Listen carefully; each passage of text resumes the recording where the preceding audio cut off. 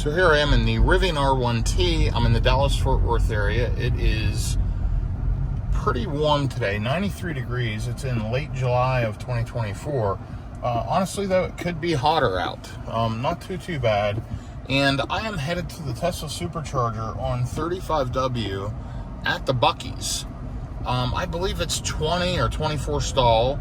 It's a version 3, 250 kilowatt, but I'm taking the Rivian to test this new NACS-CCS adapter that Rivian just sent me. This is built and designed by Tesla, and I have the A to Z version, and I've used it on multiple occasions. My wife's also used it, and it works great. This new one, I'm just going to test it, make sure the adapter works good, and then the A to Z version, I'm going to put in the Cadillac Lyriq to use for as soon as it gets compatibility. Then I'll have an adapter in the Cadillac, and I'll have an adapter in the Rivian. Now, I do have the new Pro version of the A to Z adapter coming as well, and I'm going to test that out. But anyhow, the main purpose today is to run to this Bucees. It's about 15 minutes, 12 miles away. Like I said, I'm in the 2022 Rivian R1T with about 21,000 miles on it. Fairly low miles at this point. But we'll be road tripping in it a lot more now that we have these adapters. So just going to run there, do a quick plug-in. This thing's sitting at about 85% right now. Actually, it's at 87%. So it's pretty highly charged.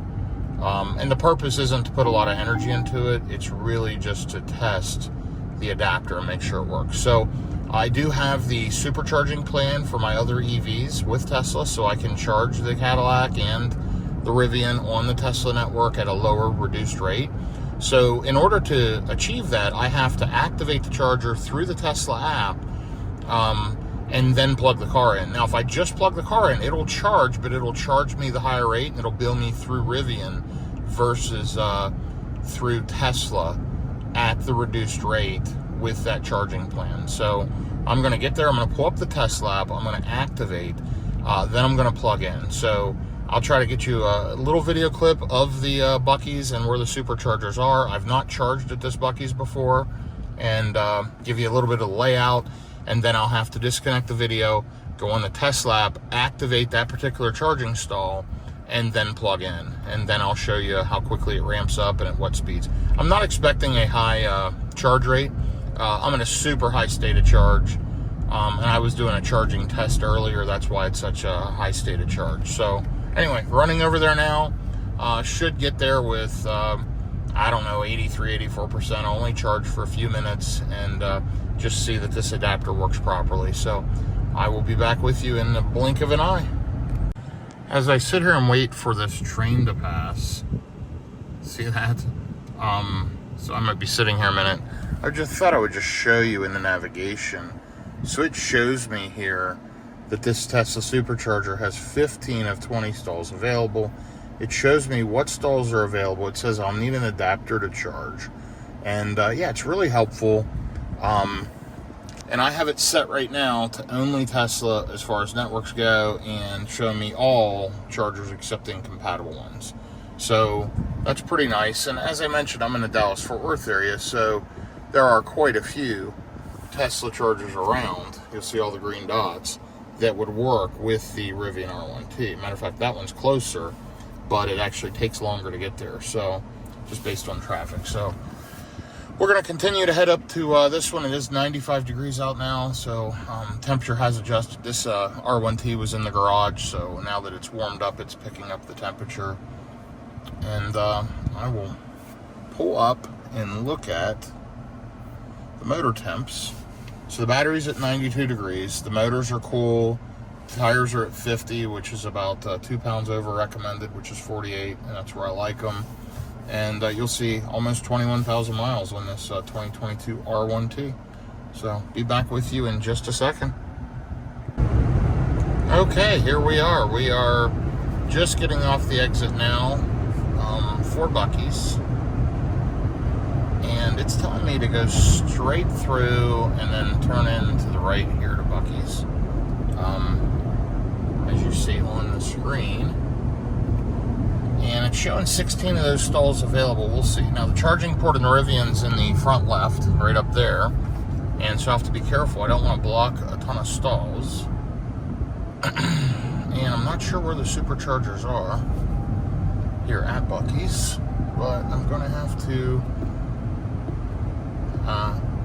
jump over here amongst traffic, and we're all good. Looked like there were some DC fast chargers there in front of maybe Electrify America. Over here's the Tesla chargers. I see them. So let's go ahead and get in here and get plugged in. And looks like there's 2 chargers down here, 3 chargers down here by themselves. And I'm going to go ahead and plug into one of these, so I'm hopefully not blocking too many people.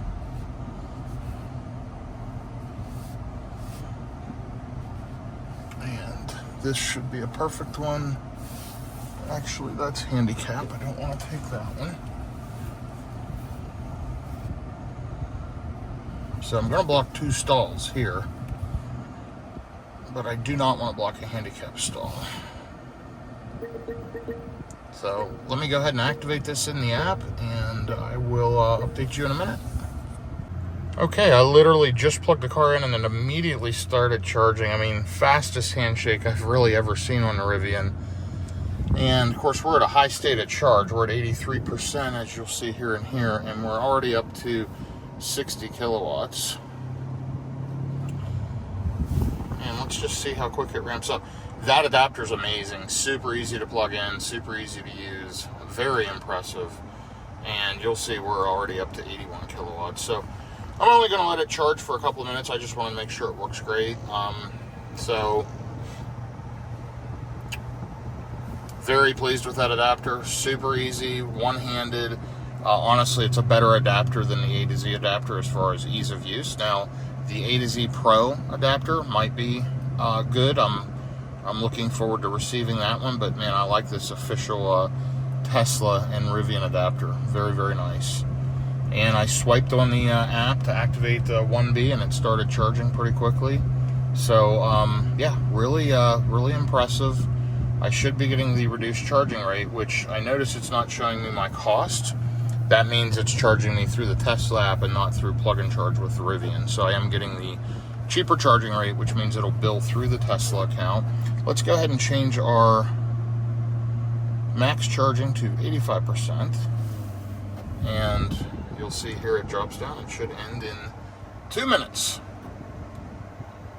And we're going to let it charge up. We're already up to 84%, and it'll stop charging here in just a second, and we'll get unplugged and get out of here.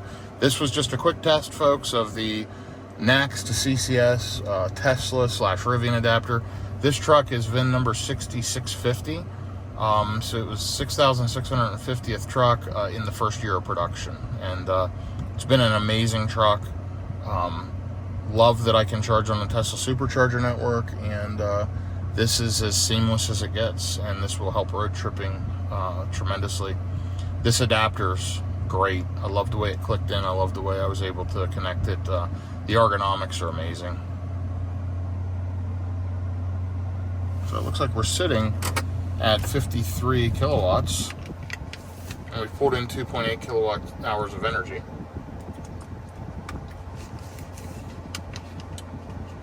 And it should finish up here in just a second. Let's look at a session summary. Been here for 3 minutes, 3.1 kilowatt hours of energy. Not super great charging speeds, but again, I expect this. The Rivian doesn't charge great above 70%, but it charges great. For me, lower in the pack, it does charge great.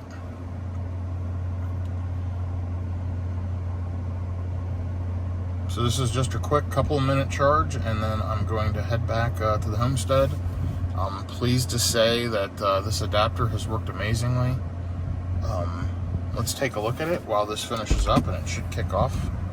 There, it just hit 85%. So let's take a look at the adapter here. This is the Tesla/Rivian version of the adapter. See, a push release button there that lifts that pin, and then there's a slide release down here to pull out the Tesla plug. Really a great setup, and it's really working great.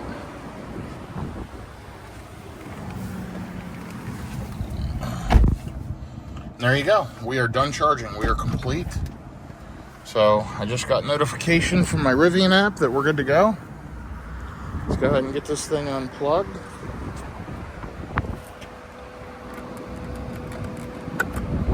There we go. And there's the adapter. I'm going to go ahead and disconnect so I can remove this, and hope everyone has a good day. Please, if you've watched this to the end, give me a comment, give me a like, give me a subscribe, and give me some feedback. I'd love to hear it.